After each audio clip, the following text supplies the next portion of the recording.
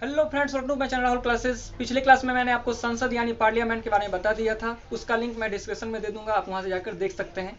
आज हम लोग लोकसभा और राज्यसभा के बारे में पढ़ेंगे। तो चलिए स्टार्ट करते हैं लोकसभा और राज्यसभा।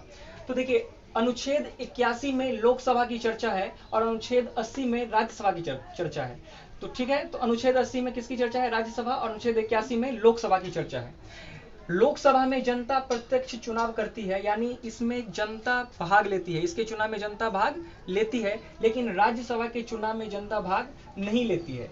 ठीक है, जनता भाग इसमें नहीं लेती है। राज्यसभा का जो चुनाव है, ये सदस्य का जो चुनाव होता है, राज्यसभा के सदस्य का जो चुनाव होता है, वो 1/3 सदस्य का चुनाव प्रत्येक 2-2 वर्ष पे होते हैं। ये भी आपको पता होना चाहिए। ठीक है, इसका नेक्स्ट है कि ये विघटित होता है, यानी ये 5 साल से पहले भी विघटन, यानी ये इसका मतलब विघटन हो सकता है, ये इसको भंग किया जा सकता है। लेकिन राज्यसभा विघटित नहीं होते हैं, ये कभी भी भंग नहीं होते हैं। ये भंग होते हैं, इसलिए इसको अस्थायी सदन या निम्न सदन कहा जाता है। लोकसभा को निम्न सदन या अस्थायी सदन क्यों कहा जाता है? क्योंकि ये विघटित होते हैं। लेकिन अगर आप देखेंगे तो राज्यसभा विघटित नहीं होता है, इसलिए इसे अस्थायी सदन कहा जाता है।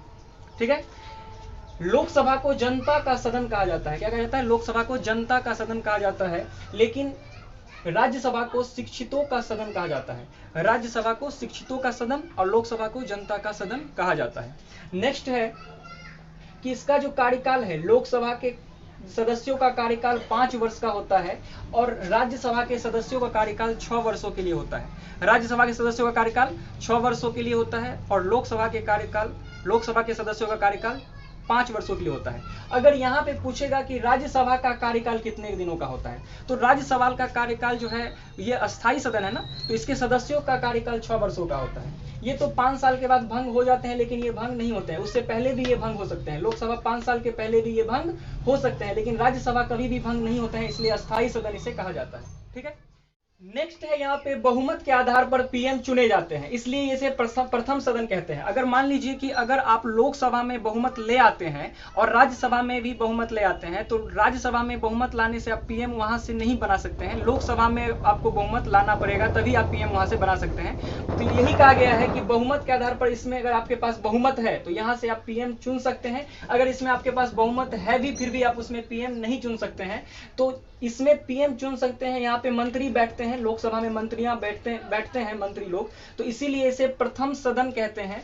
और इसमें पीएम नहीं चुन सकते हैं, इसलिए इसे द्वितीय सदन कहा जाता है। ठीक है, तो लोकसभा को प्रथम सदन कहते हैं और राज्यसभा को द्वितीय सदन कहा जाता है। अगर आप कितना भी वोट ले आए, बहुमत ले आए, फिर भी आप राज्यसभा से पीएम को नहीं, मतलब आप राज्यसभा में कितना ही वोट लाएं, आप यहां से पीएम नहीं बना सकते हैं। ठीक है, इसके बाद नेक्स्ट है कि इसमें 2 एंग्लो इंडियन मनोनीत करते हैं। राष्ट्रपति जो है यहाँ पे 2 एंग्लो इंडियन को मनोनीत करते हैं आर्टिकल 331 यानी 331 के तहत। लेकिन ये जो है अब इसे हटा दिया गया है, वर्तमान में इसे क्या कर दिया गया है? हटा दिया गया है।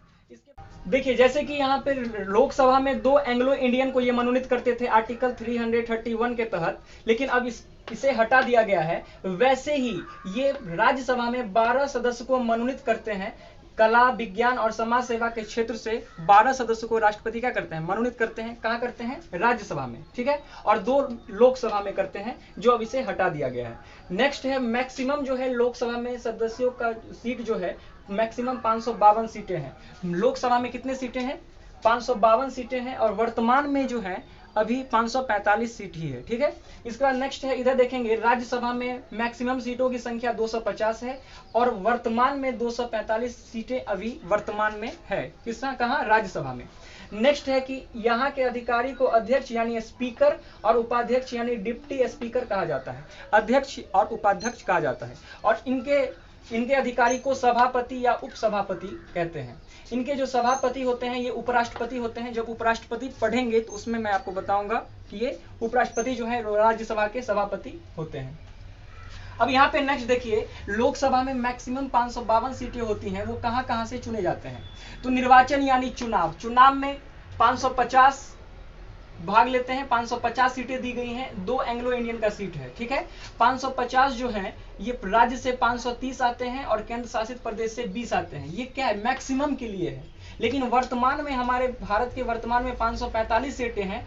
5 सीटें जो है वो पीओके यानी पाकिस्तान ऑक्यूपाई कश्मीर के लिए छोड़ा गया है, क्योंकि जब पाकिस्तान हमारे क्षेत्र पे जम्मू कश्मीर के कुछ पार्ट पे उसने कब्जा किया है, तो इसलिए 5 छोड़ा गया है कि जब भी कभी मंत्री आएंगे, कोई भी नेता आएंगे, तो उनके दिमाग में ये रहेगा कि 5 सीट अभी भी क्या है, खाली है। हमारा संसद अभी भी क्या है, पूरे सही तरीके से ठीक नहीं है। इसको ठीक करने के लिए फिर इस पे काम किया जाएगा। इसलिए 5 सीट अभी भी क्या है, खाली रहता है। किसके लिए, पीओके के लिए। नेक्स्ट है कि लोकसभा में वर्तमान में 545 है, निर्वाचन यानी चुनाव होता है 543 का, 2 एंग्लो इंडियन होते हैं। लेकिन हमने कहा था कि एंग्लो इंडियन को क्या कर दिया गया है, खत्म कर दिया गया है। स्टेट में 530 और यूटी में 13 यानी यूनियन टेरिटरीज यानी केंद्र शासित प्रदेश में 13 सीट होते हैं, ठीक है। तो आई होप आपको ये सब समझ में आ गया होगा। आपने समझा कि लोकसभा राज्यसभा के क्या क्या अंतर है, क्या डिफरेंस है। तो आई होप आपको समझ में आ गया होगा। मिलते हैं एक छोटे से ब्रेक के बाद, तब तक के लिए good night, take care and bye, thank you.